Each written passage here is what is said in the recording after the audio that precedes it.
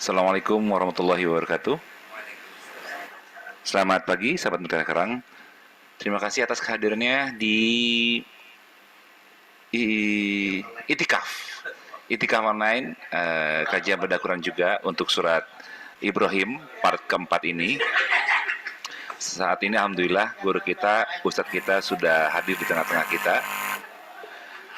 Namun ada beberapa informasi yang ingin kami sampaikan. Yang pertama, dalam kajian ini sahabat Mutiara Kerang yang ingin bertanya kepada Ustadz bisa langsung kirim pertanyaannya melalui chat dan nanti kita akan bacakan, atau bisa saja japri ke IMKI Gunadi sebagai host juga.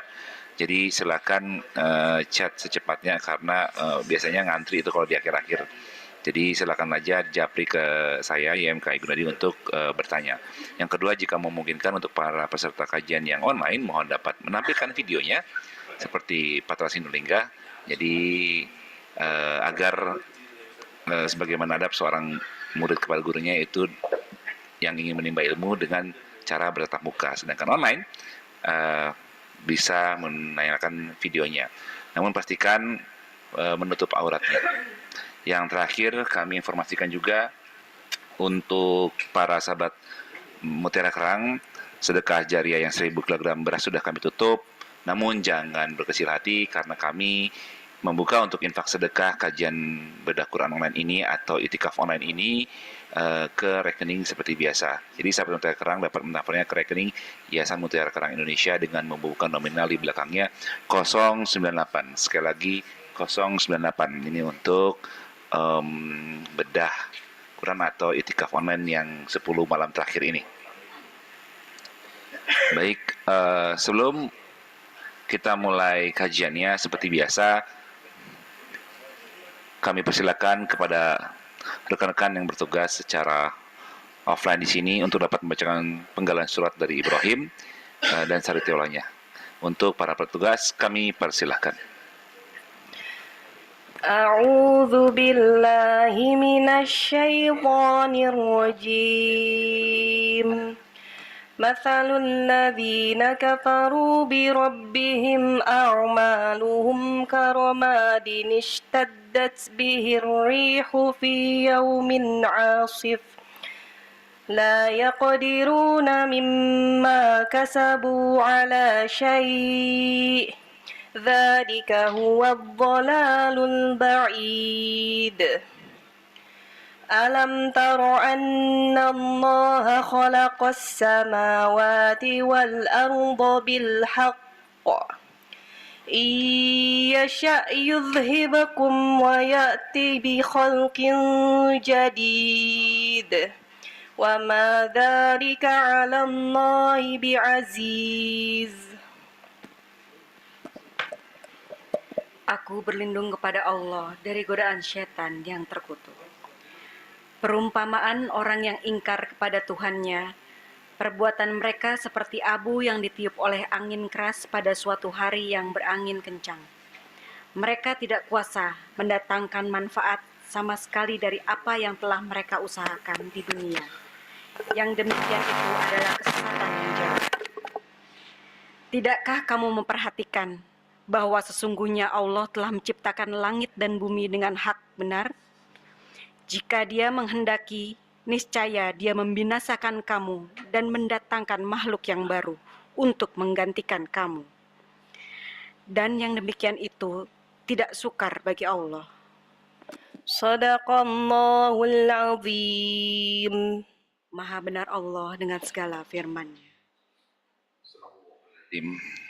Terima kasih kepada para petugas yang sudah membaca penggalan surat dari Ibrahim. Baik, dengan itu kami persilakan guru kita, ustadz kita untuk dapat menempati tempat yang sudah sediakan di depan untuk bisa memulai kajiannya.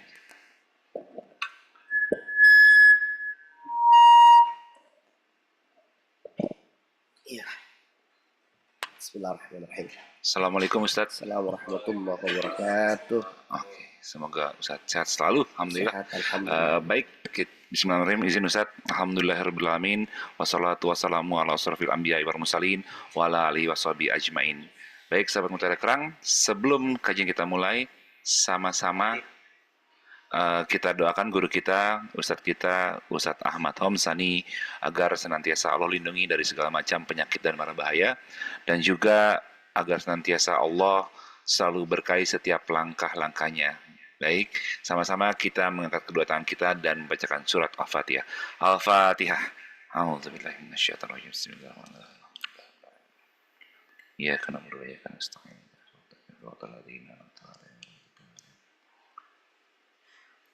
Amin, amin ya rabbal alamin. Baik Ustaz, untuk mempersingkat waktu dan tempatnya kami persilakan. Assalamualaikum warahmatullahi wabarakatuh.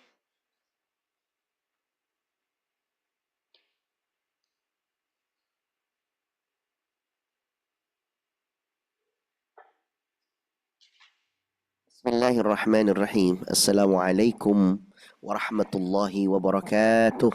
Waalaikumsalam. Alhamdulillah, salatu wassalamu ala rasulillah wa ba'du. Teman-teman semuanya, nggak kerasa udah kita ini udah di malam yang keempat. Mudah-mudahan Allah panjangkan umur kita, sehatkan badan kita, kuatkan hati kita, bisa menuntaskan Ramadan dengan sebaik-baiknya. Dengerin baik-baik dulu teman-teman nih, sebelum masuk ke ayat ini. Kalau Ramadan itu adalah seluruhnya seperti kota ini, maka titik pusat Ramadan, tengah-tengahnya ini, itu adalah 10 akhir Ramadan. Jadi 10 akhir Ramadan itu adalah titik sentral daripada Ramadan ini. Siapa orang yang menghidupkan 10 malam Ramadan ini, maka dia udah pasti ngedapetin Ramadan seluruhnya. Siapa orang yang mencari di 10 malam terakhir kemuliaan keberkahan atau malam Lailatul Qadar, maka dia jelas akan mendapatinya. Maksudnya bagaimana Ustaz? Kurangin tidur kita dikit aja, nggak usah sampai full-fullan. Ada bacaan Quran aja, nggak apa-apa, nggak usah sekali malam langsung khatam. Lagi juga kalau langsung khatam, Ustaznya juga belum kagak bisa. Terus yang ketiga ada salat sunnah. Jadi simpelnya teman-teman, kalau di rumah, kalau malam kita gimana sih Ustaz? Malam Ramadan bagi yang di rumah atau kemudian yang di masjid tapi kemudian tidak ada halaqah memimpinnya gitu loh. Karena misalkan kayak di masjid yang memang sholat qiyamul lailnya sendiri-sendiri, zikirnya sendiri-sendiri, maka yang harus dilakukan adalah yang pertama adalah bacaan Al-Quran. Baca kita Al-Quran meskipun satu surah. Baca 30 sampai kemudian 100 ayat. Yang kedua, sholat malam. Nah, sholat malam. Jadi bikin malam itu dengan dua hal ini, maka insya Allah kita masuk kategori sebagai orang-orang yang mendapatkan kemuliaan Ramadan. Diulang. Berarti Ramadan intinya ada di mana? Di 10 malam akhir Ramadan. Karena kata Rasul, faltamisuha, maka cari kemuliaannya di 10 malam akhir Ramadan. Bos, 10 malam akhir Ramadan itu udah kenceng-kencengan kita. Pol-polan kita emang. Emang beneran. Kenapa sebabnya? Mumpung kita masih dikasih kesempatan.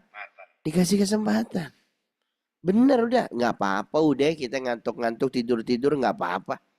Yang penting kita udah minta rizki sederas hujan, seluas samudra, gitu. Teman-teman yang kalau hadir ke sini pasti ikut ketawa, ada hamba Allah yang unik banget. Nah, teman-teman lihat ini di bagian yang surah Ibrahim, kata Allah Subhanahu wa taala ayat 18. Apa kata Allah? Orang-orang yang ingkar kepada Allah, lihat ini. Orang-orang yang ingkar kepada Allah jauh dari sholat. Simak nih, jauh dari sholat, jauh dari Al-Quran. Perlahan, nomor 1 jauh dari sholat, kedua jauh dari Al-Quran, yang ketiga jauh dari yang namanya sedekah. Gak ada sama sekali harta kita yang nempel di perutnya orang. Gak ada harta kita yang nempel di rumahnya orang. Gak ada harta kita yang nempel buat buka puasanya orang lain. Yang keempat, jauh kita dari yang namanya ilmu alias majelis ilmu, kajian. 4 hal. Diulang nih, diulang. Kalau ada orang-orang yang ingkar, apa ukurannya ingkar? 1, jauh dari sholat. Nggak bisa, nggak ada 5 waktu itu full, nggak ada. Jauh dari Al-Quran. Jadi nggak ketemu setiap harinya Al-Quran. Setiap harinya ketemu sama Al-Quran. Walaupun cuma 30 ayat, walaupun cuma 10 ayat, nggak sempet kita. Macam mana pula ini, bah? 24 jam Allah kasih, cuma baca 10 ayat, nggak bisa. Allah ya kerap. Jauh dari sedekah. Jauh dari sedekah. Hidup kita berlimpah tapi nggak bisa sedekah. Jauh dari ilmu, maka kata Allah perumpamaannya. Perumpamaannya. Perumpamaan bisnismu, bisnis, perumpamaan rumah tanggamu, suami, istri, perumpamaan anak-anakmu, anak-anak kita yang udah kita besarin, jadinya kayak apa Ustaz? Perumpamaannya, kata Allah nih, bisnismu, rumah tanggamu, anakmu, itu ibarat debu.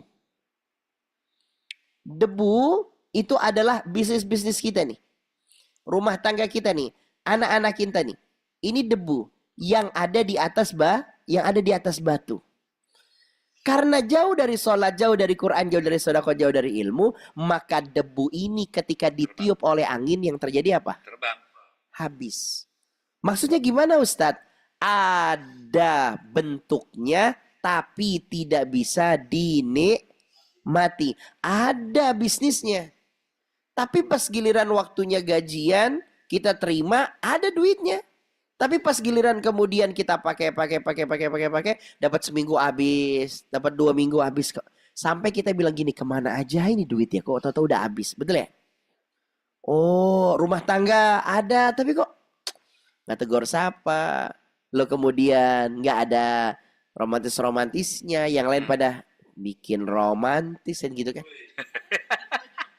Yang kayak gitu-gitu tuh, yang kayak gitu-gitu. Nah, berarti Ustaz, ibarat debu yang ada di atas batu ditiup oleh angin maka hilang seperti hantu. Cuma nyari tutu doang ini. Berarti maksudnya apa Ustaz? Jangan sampai kita ingkar sama Allah Subhanahu wa taala. Ayat yang lain yuk sambungin dikit. Wa man a'rada an dzikri, siapa orang yang jauh an dzikri daripada zikir. Zikir ada 2. Ada zikir asma'nya Allah, ada zikir Al-Quran. Dengar nih. Ada orang yang jauh zikir, jauh zikir nih, jauh zikir. Maka Allah bilang apa? Al-Quran yang ngomong. Fa inna lahu ma'isyatan dongka. Ingat-ingat nih, dongka gini tulisannya, dongka. Bo, nun, tanwin 2. Dongka. Apa itu Ustaz dongka? Kehidupan yang sempit, Mir. Apa kehidupan yang sempit? Nggak ada hartanya. Ada hartanya, tapi nggak cukup. Nggak ada banyak fasilitasnya. Ada fasilitasnya, tapi kita nggak bisa nikmatin. Masih ingat nggak kata-kata kemarin? Sebaik-baiknya nikmat adalah nikmat yang bisa dinikmati. Ulang.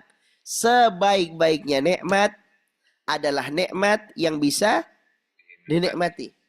Ayolah, catat, diulang lagi. Sebaik-baiknya nikmat adalah nikmat yang bisa dinikmati. Panjang banget catatan dia, saya ngomong baru sedikit. Nyatet apa dia bilang.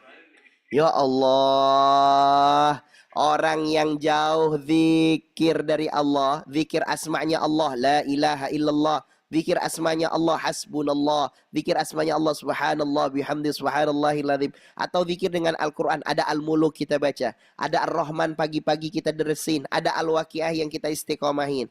Kalau jauh dari 2 hal ini kata Allah, fa innalahu ma'isyatan dongka, kehidupan yang sempit. Ada hartanya, tapi nggak pernah ngerasa cukup. Ada fasilitasnya, tapi nggak pernah bisa dinikmati. Maka sebaik-baiknya nikmat adalah nikmat yang bisa Allah, rumahnya kecil, tapi masih bisa kita main kejar-kejaran sama anak kita. Karena yang luas hatinya, Mon. Kamarnya kecil, tapi masih bisa main kuda-kudaan. Sama anak apa sama istri Ustaz? Anak maksud saya. Kenapa? Sebab karena hati kita yang luas. Ada orang yang rumahnya luas, tapi hatinya sempit. Diulang ya. Diulang nih. Kalau kita punya rumah yang luas tapi nggak pernah ngerasa cukup, ternyata yang luas rumahnya tapi hatinya yang sempit. Ada orang rumahnya sempit tapi si anak sama ibu bisa kemudian dia seneng sama anaknya lari-larian di dalam rumah. Padahal rumahnya kecil. Rumahnya sempit emang tapi hatinya luas ya Allah. Mudah-mudahan kita termasuk yang diluaskan hati kita ya sama Allah. Diluaskan hati kita, diluaskan juga rezeki kita Allah Subhanahu wa taala. Amin ya rabbal. Lihat ayat 19. Alam tara anna Allah khalaqas samawati wal ard. Masih ingat nggak kita? Karena kalau ada ayat Allah ngomongin tentang langit sama bumi, masih ingat nggak? Maksudnya gimana? Ada ayat Allah ngomongin langit dan bumi, maksudnya gimana ya? Yes, bener. Kalau Allah ngomongin langit dan bumi, langit di atas bos, bumi di bawah. Allah lagi pengen ngasih tahu sama kita, yang di atas jangan sombong, karena akan dijatuhkan lebih rendah dari bumi. Yang ada di bawah di bumi, jangan merasa kemudian kecil hati, karena Allah bisa angkat engkau lebih tinggi daripada langit sana. Makanya dengerin nih hadis ini indah banget hadis ini. Orang-orang yang rumahnya itu diisi dengan sholat sunnah. Nih ingat, sholat sunnah. Dan zikir sama Allah Subhanahu wa ta'ala. Maka rumah itu dipandang oleh malaikat bercahaya. Allahu Akbar. Rumah itu dipandang oleh malaikat dari langit bercahaya. Seperti manusia yang memandang ke langit lalu melihat cahaya-cahaya bintang. Ngerti gak nih maksudnya? Kita ngelihat ke langit, ada cahaya kelap-kelip tuh. Namanya apa itu namanya? Bintang. Malaikat ngelihat dari langit, di bumi ada yang kelap-kelip. Ternyata yang kelap-kelip adalah rumahnya orang, rumahnya manusia yang di dalamnya ada zikir sama sholat sunnah. Ini rumah berkah banget ini. Nih. Ini rumah ini bukan kelap-kelip kayaknya ini mah. Nyentrong. Maka rumah kita, Midi rumahnya yang di daerah apa namanya Videpokia itu, isi sama sholat sun. Awas jangan sampai ada rumah kita nggak ada sholat sunnahnya. Duhanya di rumah. Kalau memang sempet ya. Sholat tahajudnya di rumah, witir di rumah. Ada yang di rumah, ada zikir di rumah. Sebab kenapa? Rumah kita itu bisa menjadi cahaya yang dipandang oleh malaikat dari langit. Seperti manusia yang memandang ke langit, melihat bintang-bintang yang berkelipan. Allah. Berarti kalau misalnya udah ada cahaya, berarti malaikat ikut turun di tempat kita mendoakan. Pantas rezekinya banyak, pantas rezekinya barokah, pantas hidupnya tenang, pantas istrinya kalau ngambek gampang baik kan. Itu kenapa pinggang kita pada sehat. Insyaallah baru diajarin sekali, ngamalinnya udah 2 kali. Maka Allah ingetin sama kita. Jelas nih, jelas ya. Wa madzalika. Midi udah pahamin? Oh udah, alhamdulillah. Alhamdulillah. Wa madzalika 'ala Allahi bi'aziz. Wa madzalika 'ala Allahi bi'aziz. Ayat 20 coba lihat dah. Wa madzalika 'ala Allahi bi'aziz. Kata Allah itu enggak susah, Mal. Wa madzalika, dan itu semuanya 'ala Allah, bagi Allah, bi'aziz, enggak pernah merupakan kesukaran. Ada mak di sini. Ketemu dengan ala dengan bi, artinya nafi, meniadakan. Meniadakan terhadap kemampuan akan Allah. Maksudnya gimana Ustaz? Allah kalau cuma ngubah yang di langit turunin ke bumi, di bumi naikin ke atas, bisa nggak? Bisa banget. Contohnya apa Ustaz? Allah bisa bikin yang gelap jadi terang, terang jadi gelap. Namanya siang ke malam, malam ke beres, nggak ada masalah. Dan Allah nggak pernah salah. Kita belum pernah ngelihat malam protes, siang protes, belum pernah. Yang namanya bulan sama matahari sampai sekarang akur tuh. Yang ngatur siapa? Allah. Allah atur. Kata Allah, wa madzalika 'ala Allahi bi'aziz. Enggak susah buat saya Kalau cuma ngubah rezekinya orang yang tadinya nggak ada apa-apa, nggak ada kerjaannya, dibikin sama Allah ada kerjaannya, dah bisa. Ada orang yang kemudian nggak punya jabatan apa-apa, diangkat sama Allah punya jabatan apa-apa, gampang banget. Sebaliknya yang punya jabatan apa-apa, yang punya kuasa apa-apa, diganti sama Allah nggak punya apa-apa bisa. Caranya gimana saat macam-macam? Dibikin sakit aja udah selesai semuanya. Betul apa enggak sih? Kita dikasih sakit sedikit, sariawan aja. Contoh lah. Sariawan gak usah banyak-banyak. Lidah satu, bibir bawah satu, bibir atas satu. Sariawan. Makan coba tuh. Apa rasa makanan tuh? Aduh. Perih kita, rasa tawar. Cuma sariawan doang bos. Nikmat udah gak terasa nikmat itu. Allah berarti Ustadz, wa madzalika 'alallahi bi'aziz. Ayat ini boleh nggak diomongin ke anak kita?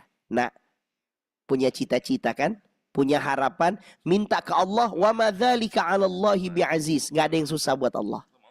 Wa madzalika 'alallahi bi'aziz, nggak ada yang sulit buat Allah. Kamu mau jadi apa nak? Mau jadi dokter? Bisa. Kamu mau jadi apa nak? Mau jadi ulama? Mau jadi orang ahli Quran? Bapakmu bukan, ibumu bukan ahli Quran, kamu mau jadi? Bisa nak. Wa madzalika 'alallah bi'aziz. Kamu mau jadi apa nak? Mau jadi apa? Arsitek yang ulung? Bisa nak. Bisa. Meskipun bapak bukan Andre, ibu bukan Tira nak. Bisa. Wa madzalika 'alallahi bi'aziz. Orangnya nonton apa enggak sih? Ada istrinya tuh. Wa madzalika 'alallahi bi'aziz. Tolong sampein ke anak-anak kita. Kalau anak-anak kita kemudian punya cita-cita, punya harapan, buat Allah nggak susah. Wa barazu lillahi jami'a. Faqala ad-du'afa'u lilladzina istakbaru. Kata orang-orang yang dulu pernah menjadi pemimpin, lalu kemudian dia berkumpul di hadapan Allah Subhanahu wa taala. Orang yang lemah sama sombong. Yang sombong itu maksudnya penguasa. Yang lemah itu adalah orang yang dipimpin. Apa kata dia bilang? Di padang mahsyar ini, ketika lagi dihisab, bayangin. Maaf nih. Satu orang akan bersaksi terhadap satu orang yang sombong ini. Yang sombong ini adalah pemimpin. Lalu dia bilang begini. Ini lihat kalimatnya. Inna, sesungguhnya kami dulu pengikutmu kan. Sesungguhnya kami dahulu adalah pengikut-pengikutmu. Kami dulu satu partai denganmu. Kami dulu satu komunitas denganmu. Kami dulu satu kelompok denganmu. Dengerin Mir, ketua MK. Apa kata lo? Lanjutannya, apa lanjutannya? Dan maaf ya Mir, tidak ada pergantian ketua MK Mir. Hanya kematian dinding pemisahnya. dengerin. Bisa diam nggak kamu dia? Lihat. Di padang mahsyar nih, di hadapan Allah ketika dibangkitkan. Orang yang sombong sama orang yang lemah. Yang lemah bicara begini. Dia nyohor kepada orang yang sombong. Bos, dulu kan gue pengikut lo ya. Kita satu kelompok, kita satu gengs. Kita satu partai, kita satu komunitas dulu kita nih. Lalu kemudian gimana? Maka waktu kita di dunia, kenapa kau menzolimi saya? Kenapa engkau berlaku curang? Kenapa engkau menipu saya gitu? Menipu bagaimana Ustadz? Kenapa kamu bawa saya untuk jatuh ke dalam kemaksiatan ini? Terus dia bilang kayak gini, ini belum lanjut. Kalau gitu saya minta tolong selamatin saya dari azab ini. Sekarang, sedikit aja. Orang yang lain, pengikutnya bilang, dulu kan kamu penguasa di dunia. Dulu kamu kan jagoan. Sekarang mana kuasamu? Saya udah kecebur sama maksiat dulu. Tolong selamatin saya dari azab. Bilang gitu. Ketua MK, tolong selamatin saya. Tolong selamatin kamu. Bukan Mutiara Kerang. Mahkamah konsolidasi. Mahkamah konsolidasi dia bilang. Ustaz, terus bagaimana? Tolong selamatin saya. Maka kemudian apa? Qalu law hadanallahu lahadainakum. Apa kemudian jawabannya? Mereka menjawab, sekiranya Allah memberikan hidayah kepada kami, petunjuk kepada kami, niscaya saya akan kasih petunjuk juga sama kamu. Sekiranya Allah Subhanahu wa taala mau menyelamatkan saya bisa nyelamatin kamu. Tapi diselamatkan apa enggak? Enggak. Sawaun alaina ajazi'na. Lihat kalimat terakhir ini. Sama saja. Mau kalian mengeluh atau bersabar. Coba bayangin. Ini udah di depan siksaan nih, Mol. Mol, di depan, Mol, dengerin, Mol. Iya. Udah merah matanya nih. Tidur, nggak sempat. Nggak ada yang bisa tidur kalau depan gue nih. Nggak ada. Kan doanya minta rizki sederas hujan. Amin, amin. Maka kemudian lihat kalimat ini. Aduh, ujung ayat kita nih. Ujung ayat kita. Ayolah tolong ditulis nih. Ujung ayat ini. Ujung ayatnya ini udah monohok banget, bos. Ya Allah. Sawaun alaina ajazi'na am sabarna. Sama aja sekarang. Lu mengeluh sekarang protes. Atau sekarang sabar terhadap ujian, terhadap musibah, terhadap azab yang mau datang nih. Malana mimais. Gak bisa kabur. Dah. Lu ngomong apa aja sekarang udah di padang mahsyar. Ngomong apa aja sekarang ini udah di yaumil hisab. Apa aja yang sekarang kau omongin, kau keluhkan, kau protes, kau diam sekalipun, nggak ada yang bisa kabur dari saya. Satu orang. Ulang ini, berapa orang? Satu orang. Gimana kalau dengan 250 juta? Allahu Akbar. Gimana kalau jutaan orang yang datang kepada kita lalu satu persatu meminta pertanggungjawaban kepada kita. Ahmad, dulu waktu di dunia kan kau kuasa banget, jagoan banget, semua bisa diatur. Tolong aturin saya. Ini saya udah divonis dapat azab. Tolong bikin saya selamat dari azab ini. Terus saya bilang, gua juga kena vonis. Nggak bisa. Akhirnya dia berkata, ya Rob, siksa dia 2 kali lipat dari saya. Satu orang, datang lagi orang kedua. Saya Mahmud. Dia bilang, Ahmad, dulu kau di dunia kuasa banget. Saya pengikutmu. Sekarang saya divonis malah masuk neraka. Divonis dapat siksa. Tolong selamatin saya, kata dia. Saya juga sama nasibnya. Kalau gitu, ya Rob kasih dia 2 kali lipat. Ya Allah. Datang lagi satu, saya Samsul. Aduh, ya Allah, satu persatu minta pertanggungjawaban. Kok bisa kita merasa keren jadi pemimpin? Kok bisa kita merasa keren menjadi orang yang sombong? Besok di hadapan Allah yang mau akan dihisab sama Allah. Satu persatu datang sama kita sebegitu sulitnya. Teman-teman semuanya, lihat ayat ini. Sawaun alaina ajazi'na. Sama aja kau mengeluh atau sabar. Maksudnya Ustaz, kita jadi orang paling sabar. Ketika nanti di akhirat percuma. Kalau udah divonis ceger, maka kemudian mau sabar, mau protes, nggak akan bisa mengubah keadaan apapun. Malana mim mahis, tidak akan ada yang bisa kabur. Teman-teman semuanya, ini surah Ibrahim part keempat. Wallahu a'lam bishawab. Baik, terima kasih Ustadz atas ilmunya untuk part keempat surat Ibrahim ini. Kita masuk ke Q&A. Alhamdulillah sudah ada 4 pertanyaan Ustadz. Saya akan bacakan yang pertama dulu, sebentar. Oke. Assalamualaikum Ustadz Afwan. Bagaimana adab yang baik untuk merayakan Hari Raya Idul Fitri? Udah mikir lagi 7 hari lagi nih. Silakan Ustadz. Adab yang baik merayakan Hari Raya Idul Fitri. Mungkin saya kurang paham maksudnya dasar dari pertanyaan ini. Mungkin karena apa dia punya pengalaman buruk pas ketika Raya Idul Fitri ada orkes bagaimana ya? Berfoya-foya atau gini teman-teman semuanya. Hari Raya Idul Fitri itu adalah hari raya, hari kemenangan kan? Ya. Berarti wajib harus senang. Puasa aja nggak boleh di sini. Puasa di hari raya Idul Fitri haram, nggak boleh. Ini hari kemenangan. Berarti caranya harus kita lakukan gimana Ustadz? Satu adalah adab kita adalah sambung silaturahim. Betul kan ya? Kita datengin siapa yang lebih tua dari kita. Paman, kakek, nenek. Di mana titik kumpulnya kita hadir. Jangan telat. Yang kedua, Jangan telat. yang kedua, apa lagi Ustaz yang kedua? Kita minta sama Allah permohonan maaf dari hamba-hambanya. Sebab orang setelah sholat id, Allah mengatakan semua diampuni dosa-dosanya. Tinggal dosa sesama manusia. Maka salinglah meminta maaf. Nggak cukup hanya meminta maaf. Apa? Dan saling memaafkan. Nah, Oke. ketiga Siap. Ustaz. Oh. Adab yang paling keren di hari raya Idul Fitri adalah saling berbagi. Saling berbagi. Berbagi apa Ustaz? Hampers. Saling berbagi apa Ustaz? Saling berbagi apapun bentuknya. Bagi tukar-tukaran opor. Kalau di tempat saya tuh tetangga ngasih nanti rendang, kita kirimin opor. Tetangga ada yang ngasih kemudian sayur lontong, kita kasih sayur ayam. Tuker-tukeran aja udah. Modelnya begitu. Meskipun lauknya sama, kita tukeran. Orang tua saya yang paling sepuh, nanti adiknya ngirim sepotong ayam, separoh gitu.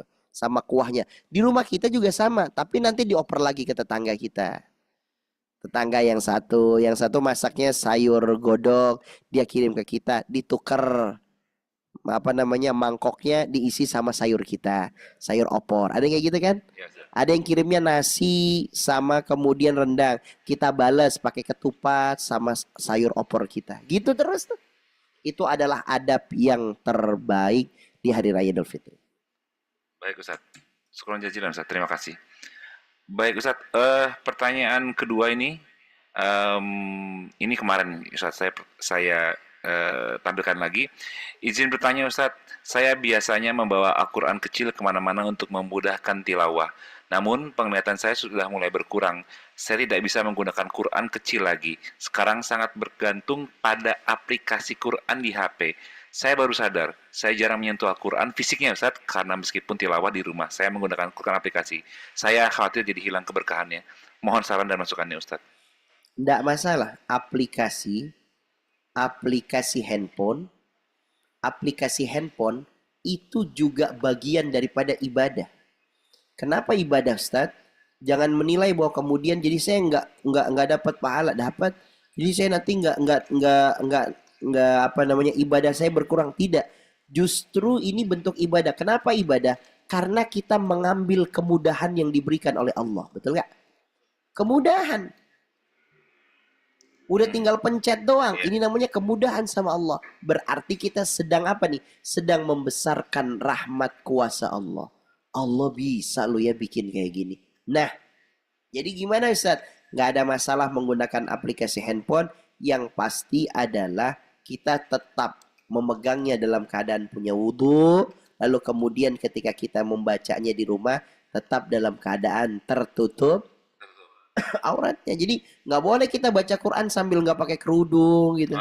Baca Quran sambil pakai celana pendek di rumah gitu, nggak bisa. Tapi kalau misalnya ditutup sama sarung atau kemudian sama selimut, boleh. Jadi kalau yang perempuan pakai mukenahnya sambil baca Quran, atau pakai kerudungnya, pakai gamis, pokoknya yang tertutup auratnya seperti biasa. Yang laki-laki juga sama, nggak bisa baca Quran pakai apa itu namanya, celana bola yang di atas lutut, di atas dengkul, ya nggak bisa. Kecuali kemudian kita tutup pakai sarung, ditutup pakai apa itu namanya selimut, boleh. Jelas ya? Jadi hukumnya menggunakan Quran di aplikasi handphone boleh. Tapi nanti hilang Ustadz rohnya. Enggak. Ini juga bagian dari ibadah. Kemudahan yang Allah kasih kita ambil. Itu namanya membesarkan rahmatnya Allah. Rahmatnya Allah. Syukron Ustaz. Syukron jazilan. Baik Ustadz, lanjut lagi. Ada 3 lagi, mungkin kita habiskan saja. Assalamualaikum Ustadz. Apa nasihat bagi sepasang suami istri yang bersitegang karena masalah uang Ustaz? Afwan. Saya kurang paham yang dimaksud uang. Mungkin nafkah kali ya? Ya mungkin Ustaz. Mungkin nafkah kali ya? Mungkin ya. Yang dimaksud uang itu adalah nafkah. Saya kurang tahu, nanti tolong diingatkan kembali saya. Ya. Kalau masalahnya tentang nafkah, kita itu kalau ngomongin nafkah, yang kewajiban mencari nafkah siapa? Suami. Oke. Suami mencari nafkah. Kalau istri kerja mencari nafkah bukan? Bukan dong. Apa berarti kalau istri yang kerja? Maka istri sifatnya adalah membantu, menopang ya, mensupport gitu loh. Supaya apa? Supaya kebutuhan meringankan apa yang menjadi kewajiban suami. Tapi kalau istri kerja, suami nganggur, itu namanya istri yang solehah, istri yang soleh, suami yang solehah. Kebalik kita dibilang. Ustadz, berselisih kita masalah nafkah. Apa yang harus kita lakukan? Berarti kita belum ngerti tentang definisi nafkah. Maka keduanya datanglah kepada guru, datanglah kepada pembimbing, minta penjelasan sama mereka. Nafkah itu apa sih sebenarnya? Oke? Jangan-jangan setahu kita bahwa istri menuntut suami harus memberikan nafkah sebanyak-banyaknya, bukan semampunya. Tahu nggak ya? Ya. Aku mampunya cuma 1 juta. Ya nggak bisa lah Pak Ustadz. Skincare saya aja 2,5 juta. Lalu ngapain nikah sama wanita yang skincare-nya lebih mahal dari gaji kita? Itu kan aneh. Dari awal-awal gimana sih? Nangkep gak sih maksudnya? Setelah pernikahan 10 tahun baru kemudian protes. Nafkah dari suami saya kurang Pak Ustadz. Sebenarnya dari awal nikah sampai sekarang kurang. Lebih bisa protesnya di tahun 11. Bagaimana ini urusannya? Berarti caranya gimana Ustadz? Datang dulu yuk ke pembimbing untuk ngerapihin apa itu nafkah. Nafkah itu apa sih? Nafkah yang dibilang nafkah itu yang bagaimana dah? Makanan, tempat tinggal. Ustadz, andai kata nggak mampu beli tempat tinggal, beli rumah. Ya. Apakah suami dimasukkan kategori sebagai nggak pandai memberikan nafkah? Padahal rumahnya ngontrak. Ayo. Apakah ketika suami nggak bisa ngebiayain anaknya sekolah di sekolah yang internasional? Apakah kategorinya suami nggak bisa memberikan nafkah? Maka tolong diingat-ingat. Nafkah adalah kewajiban bagi suami. Tapi istri punya kewajiban membelanjakan nafkah itu dengan adil. Dengan bijaksana. Berarti suami istri tersebut yang harus dirapikan adalah ilmunya, Gun. Nomor 1. Kalau ilmu berarti datangnya kepada ahlinya. Siapa ahlinya ilmu? Guru pembimbing. Nomor 2. Kalau ngomongin tentang rumah tangga, yang dibicarakan tentang uang nafkah adalah yang harus banget bisa dipelajari, harus diambil hikmahnya adalah harus bisa punya pengalaman-pengalaman atau menimba pengalaman dari orang lain yang sudah menjalani rumah tangga lebih lama dari kita. Kita datang ke orang tua kita ya. Ayah nikah udah berapa lama? Nikahnya sih udah sekitar 40 tahun dah. Berarti ayah nikah umur 20. Kalau nikah 40 umur 20 udah berapa tahun berarti? 60 ya? 60 ya. Udah 60 tahun. Pak, tolong dong jelasin gimana papa bisa bertahan sampai 40 tahun gitu. Nanti dijelasin sama dia. Oh, nafkah tuh kayak gitu. Iya. Sehingga kita punya ngerti. Pertama adalah punya ilmu, yang kedua punya pengalaman. Caranya mendekatlah ke orang-orang yang sudah lama rumah tangganya dan ambil ilmunya. Kira-kira gitu. Baik, Ustaz, terima kasih. Itu pertanyaannya sudah terjawab dengan jelas pastinya insyaallah. 2 lagi Ustaz. Assalamualaikum Ustaz. Jujur saya takut menikah karena mendengar kesulitan mendidik anak dan istri. Mohon petunjuknya Ustaz. Dengerin baik-baik ya teman-teman. Semua perkara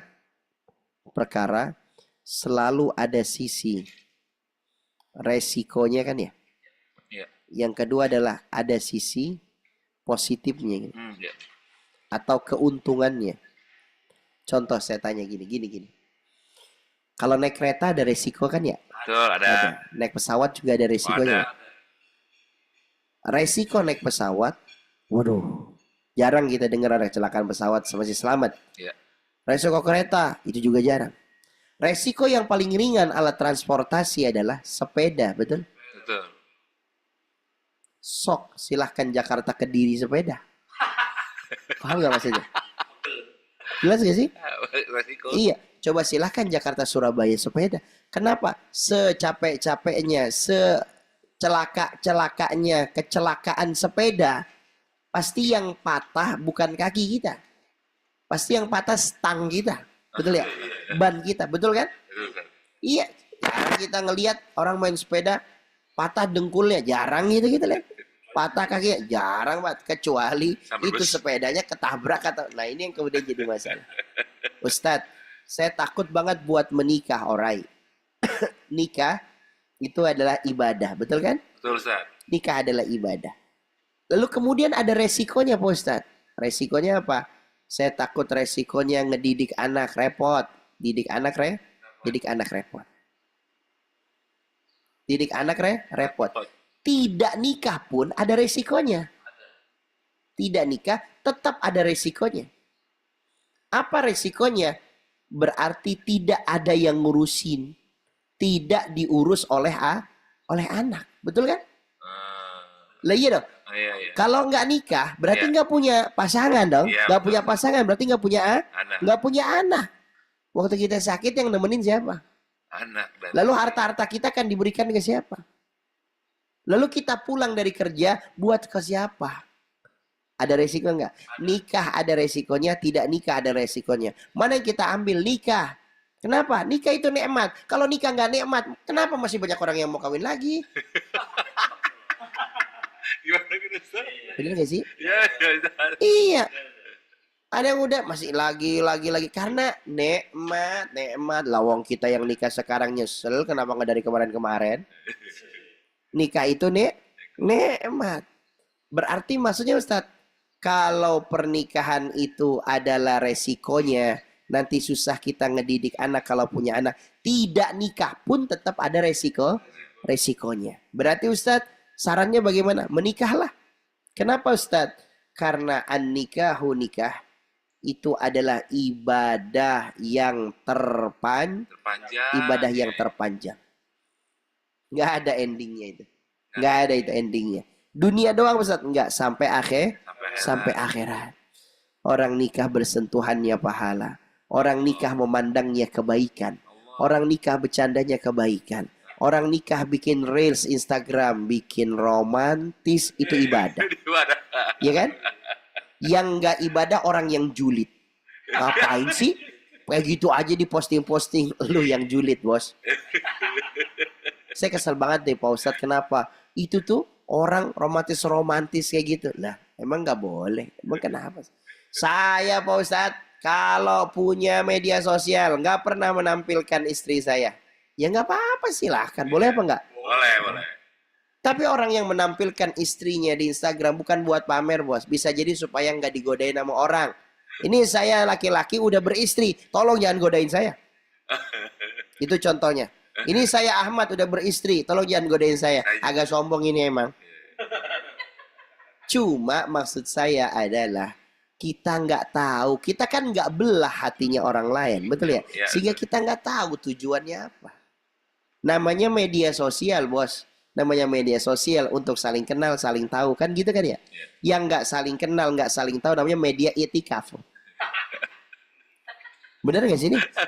Media itikaf ibadah aja. So yang mau baca Quran, yang mau ibadah. Betul gak sih ini maksudnya? Namanya media sosial. Berarti ngomongin antara manusia dengan manusia lainnya. Gitu kan? Tiba-tiba ada yang nggak mau ikutan media sosial. Ya nggak apa-apa.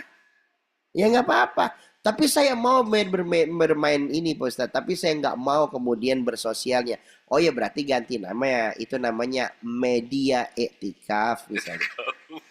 Ya berarti isinya cuma buat kita baca Quran. Gitu kan maksudnya ya. Jadi maksud saya adalah bahwa apapun yang dilakukan oleh orang lain. Setiap perkara itu pasti ada reasonnya. Gitu ya.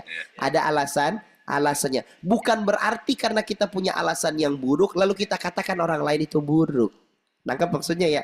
Bukan berarti kita menangkap sesuatu yang jelek terhadap yang kita pandang lalu kita memandang orang lain semuanya jelek. Ya enggak lah. Enggak kayak gitu. Kalau ada yang kemudian kita pandang terhadap urusannya orang lain itu baik, berarti menunjukkan bahwa hati kita adalah baik. Kalau yang kita tuang di gelas itu adalah susu, karena isi di tekonya adalah susu. Kalau dituangnya kopi, karena isi di tekonya adalah ketika yang terlontar dari mulutmu adalah cacian, makian, fitnah yang buruk, memang si teko alias diri kita, hati kita memang Cacian dan emang isinya hanya cacian dan makian. Kalau yang terlontar cuma marah-marah, emosi doang, tanpa memberikan solusi, emosi nggak memberikan solusi. Memang hati kita colek tuh. gampang emosi. Colek. Jelas ya Mas? Kalau bisa nolong, nolong. Kalau nggak bisa, jangan kebanyakan ngomong. Iya kan? Kalau bisa kemudian nolong, cepet-cepet tolong. Kalau belum bisa nolong, jangan kebanyakan ngomong. Diem aja loh. Kenapa sebabnya? Karena makin ngomong, makin ribet loh. Ada orang kecelakaan. Oh ya nih, mestinya nih langsung ada ambulan nih. Dari ambulan nih langsung dibawa ke dokter ini nih. Habis ini kemudian dibawa ke sini, dibawa ke sini, dibawa ke sini. Ambulannya ada Pak? Nggak tahu. Bapak kenal dokternya? Nggak tahu sih, nggak tahu. Bapak bisa diem nggak? Ada nggak orang kayak ini? Dengerin dah. Selalu di dalam perkumpulan pasti ada orang yang banyak omong kayak gitu. Iya kan? Nah, pastikan kita orang yang gampang nolong, bukan gampang ngomong. Jelas apa jelas? Ini yang dimaksud. Baik Ustaz. Terima kasih Ustaz atas jawabannya. Takut menikah ya. Jangan takut menikah guys. Pertanyaan terakhir Ustaz. Assalamualaikum Ustaz. Afwan, anak saya sering membangkang kepada kami, kedua orang tuanya, terutama disuruh ibadah. Maaf Ustaz, itu penyebabnya karena apa? Dan bagaimana cara pandangannya Ustaz? Mohon petunjuknya. Assalamualaikum. Kalau jadi orang tua terhadap anak, kalau anak nggak baik, yang salah siapa? Udah pasti. Orang tua tetaplah orang tua, tanggung jawab kepada anak, baiknya atau buruknya. Ini orang tua. Suami sama istri, ada yang kurang dari istri, kurang baik, berarti memang yang jadi tanggung jawab adalah suami. Suami mah mengapa-apa mah gampang salahnya. Punya anak yang lawan, di suami tanggung jawabnya itu. Punya istri ngelawan, tanggung jawabnya juga suami. Kalau ada apa-apa yang disalahin suami mulu, emang salah kita. Minimal kita salah apa Ustaz? Salah milih. Kenapa lu pilih yang kayak gitu dia bilang. Nah, lihat teman-teman. Kalau ada orang tua, lalu kemudian anaknya kok susah buat ibadah. Nah, ini dia. Apa ya Ustadz penyebabnya? Nomor satu, mungkin kita belum tahu ilmu tentang mendidiknya kali. Ilmu tentang mendidiknya. Mulainya kapan ngajarin sholat? Kapan kita merintahin anak sholat? 7 tahun mulai perintah. 10 tahun mulai apa? Mulai mengharuskan, menegaskan. 7 tahun itu sudah mulai ada dekretnya. 10 tahun ada agreementnya. Apabila melanggar, sentil. Apabila nggak sholat subuh, siram. Apabila kemudian nggak sholat isya, kejajan misalnya. Contohnya ya. Maka perlu ada ilmu mendidik. Jangan-jangan kita nggak tahu, kita baru ngajarin anak sholat, nyuruh anak sholat ketika anak udah kuliah. Otaknya udah bisa argumen. Lalu kemudian dia bilang, nak, kamu kan udah kuliah sholat. Apa kata dia? Masing-masing Pak. Kalau aku nggak sholat, hisabku di hadapan Allah. Aku nggak pernah minta amal papa. Papa juga nggak usah minta amal saya.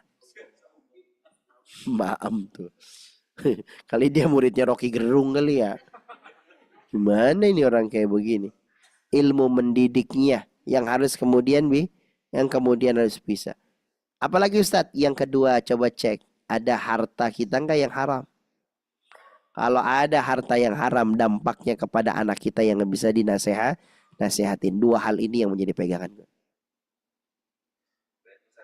Terima kasih, itu yang terakhir nih pertanyaannya untuk kita semua nih kayaknya Ustaz. Kalau gitu karena sudah habis pertanyaannya Ustaz, mohon dapat menutup kajian ini dengan doa penutupnya dan kafaratul majlisnya Ustaz. Teman-teman semuanya, bismillah yuk. Kita di malam yang keempat ini, di dalam kita mendekatkan diri kepada Allah. Sama-sama kita memohon supaya Allah kuatkan iman dan Islam kita. Allah kuatkan, sehatkan badan kita supaya bisa menuntaskan Ramadan dengan sebaik-baiknya. Astaghfirullahaladzim. Astaghfirullahaladzim. Astaghfirullahaladzim. Subhanallah wa bihamdihi. Subhanallahil azim. Subhanallah wa bihamdihi. Subhanallahil azim. La hawla ولا قوة إلا بالله العلي العظيم. استغفر الله العظيم يا الله. الحمد لله رب العالمين. صل وسلم على محمد وآله وصحبه أجمعين. اللهم اجعل جمعنا هذا جمعا مرحوما. Ya Allah, jadikan kami berkumpul di malam yang mulia ini menjadi perkumpulan yang barakah. Jadikan kami berkumpul di malam yang penuh keberkahan ini. Jadikan kumpul kami adalah perkumpulan yang Kau berikan rahmat. La tada'lana fi maqamina hadza dzamban illa ghafarta. Ya Allah, jangan jadikan kami berkumpul kecuali dosa kesalahan kami Kau sudah berikan ampunan. Kesulitan kami Kau ganti dengan kemudahan. Di antara kami yang sakit, ya Allah, berikan kepada mereka kesabaran. Angkat penyakitnya, ya Allah. Berikan kemudahan dan kesabaran. Allahumma urzuqna fa innaka khairur razikin. Kau sebaik-baiknya pemberi rizki. Anugerahi kami rizki yang luas, barakah dan bermanfaat. Allahumma ya Allah, Kau sebaik-baiknya pemberi petunjuk.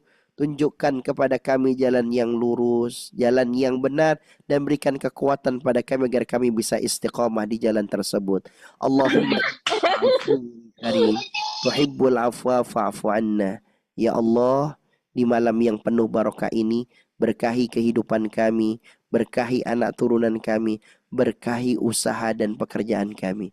Rabbana atina fid dunya hasanah wa fil akhirati hasanah wa qina adzabannar. Walhamdulillahi rabbil alamin. Subhanakallahumma wa bihamdika asyhadu an la ilaha illa anta astaghfiruka wa atubu ilaik. Assalamualaikum warahmatullahi wabarakatuh. Waalaikumsalam warahmatullahi wabarakatuh. Syukron jazilan Ustadz atas ilmunya. Terima kasih juga kepada para peserta kajian. Kami ingatkan lagi bahwa jika ingin berinfak sedekah untuk kajian bedah Quran ini atau kajian itikaf online ini, silakan dapat mentransfernya ke rekening Yayasan Mutiara Indonesia dengan membubuhkan nominal di belakangnya 098. Sekali lagi 098. Bisa di print capture, bisa dicatat juga untuk nomor rekening. Terima kasih. Sampai ketemu besok di jam yang sama, di tempat yang sama. Jazakumullah khairan katsiran. Assalamualaikum warahmatullahi wabarakatuh.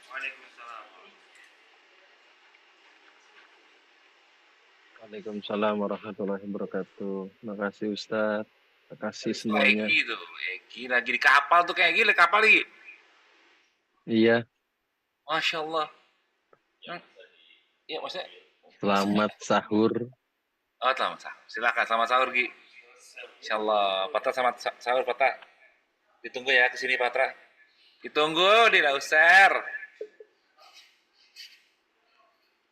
Pamit dulu ya. Assalamualaikum semuanya. Terima kasih Ustaz. Izin live ya. Assalamualaikum Ustaz. Ya. Waalaikumsalam. Recording stopped.